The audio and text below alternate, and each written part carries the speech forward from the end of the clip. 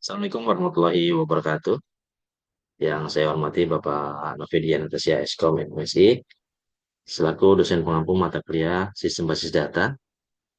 Kenalkan nama saya, Rahman Mulyana, mahasiswa program studi Sistem Informasi dengan nomor mahasiswa 220101010143. Pada kesempatan kali ini saya akan menjawab soal ujian akhir semester Sistem Basis Data. Untuk soal yang pertama, pertanyaan adalah buatlah penjelasan terkait perintah SQL DDL dan berikan contohnya. Command DDL, Data Data Definition Language, merupakan komen yang berisi perintah-perintah untuk mendefinisikan skema di database, seperti untuk membuat, memodifikasi, serta menghapus struktur database. Perintah ini biasanya akan banyak digunakan saat awal pembuatan database, dan jarang digunakan oleh pengguna umum yang seharusnya mengakses database melalui aplikasi.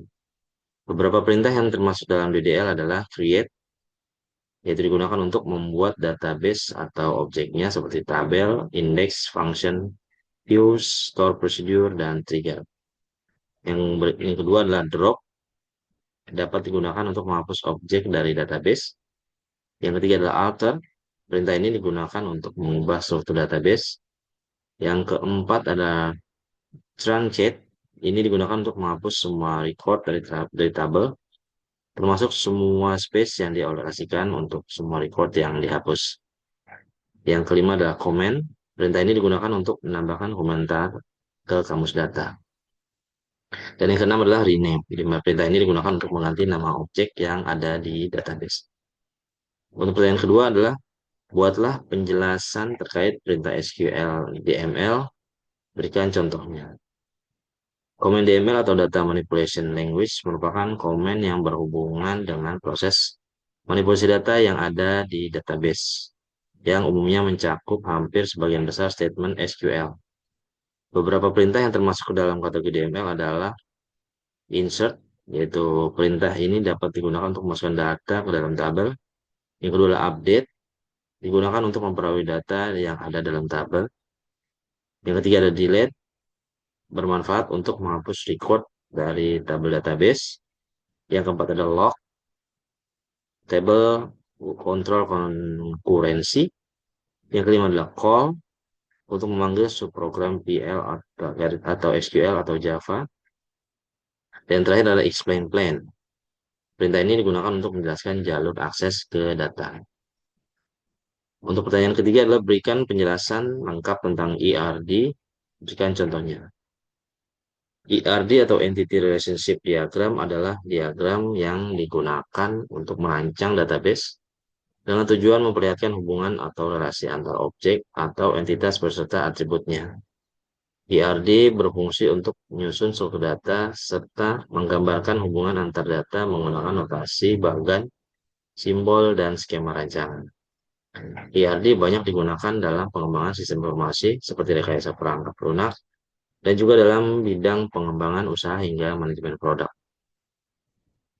Komponen utama dari ERD adalah entity relationship.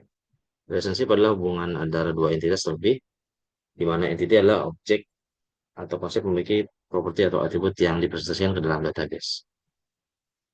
Relationship memiliki beberapa jenis yaitu one-to-one, one-to-many, atau many-to-many. One-to-one adalah satu entitas berhubungan langsung dengan satu entitas lainnya, misalnya pelanggan dan emailnya. One-to-many, satu entitas berhubungan dengan lebih dari satu entitas lainnya. Misalnya pelanggan dengan alamat rumah, nomor HP, dan emailnya. Many-to-many atau setiap entitas berhubungan lebih dari satu entitas lain dan sebaliknya. Misalnya pelanggan dan produk yang telah dibeli. Berikutnya adalah atribut. Atribut adalah karakteristik atau properti yang dimiliki suatu entitas. Dan terakhir adalah garis hubung. Garis hubung digunakan untuk menunjukkan hubungan antar entitas. Garis-garis ini menghubungkan entitas dan elemen.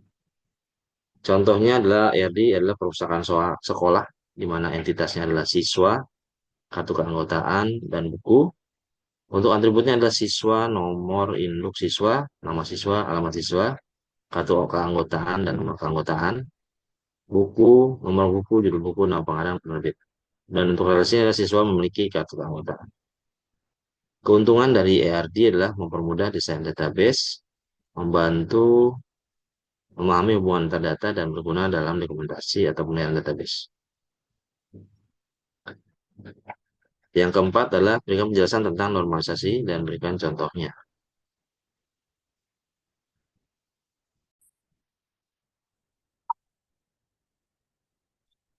Normalisasi database adalah teknik untuk membuat kumpulan entitas yang sesuai dengan karakteristik atribut entitas sehingga terbentuk entitas yang sederhana, non-redundant, fleksibel, dan mudah beradaptasi. Proses ini dilakukan untuk memastikan database yang dibuat berkualitas baik. Normalisasi juga diartikan sebagai proses pengolahan data, pengubahan data ke dalam bentuk standar atau normal agar memudahkan pengolahan dan analisis data. Tujuannya adalah untuk mengurangi redundansi atau pengolahan data yang akan memakan lebih banyak ruang penyimpanan, memastikan posisi data bertempat yang tepat, serta dapat menghapus sekaligus mengubah data yang tidak sesuai dengan keinginan.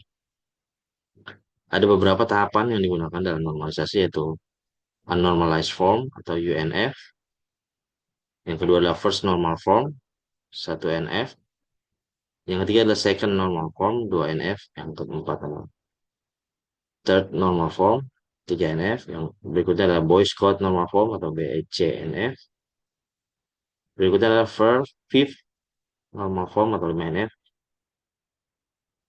Pertama adalah UNF atau Unnormalized Form, yaitu seluruh atribut dimasukkan ke dalam satu entitas tanpa format tertentu, memungkinkan data berulang yang dapat menjadi masalah saat manipulasi data atau dikenal sebagai anomali data.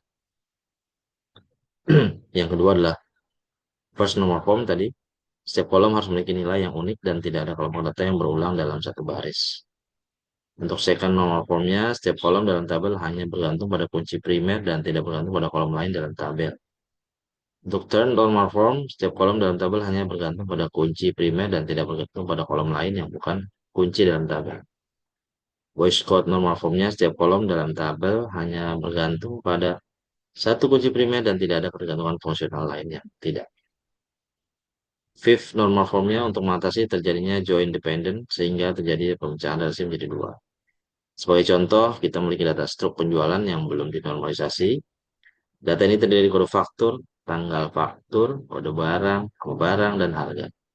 Dalam toko NF, semua informasi disimpan dalam satu tabel. Untuk mengubahnya ke dalam satu NF, kita memastikan tidak ada pengulangan grup data. Pada dua NF, tabel dipecah menjadi kunci primer sehingga tercipta tabel transaksi dan tabel barang. Pada 3NF, jika ada atribut yang tidak bergantung pada primary key, tapi bergantung pada field yang lain, maka atribut tersebut perlu dipisah ke tabel barang. Sekian jawaban ujian akhir semester atau kuliah sistem basis data. Kurang lebihnya mohon maaf. Bila itu topik ya. Wassalamualaikum warahmatullahi wabarakatuh.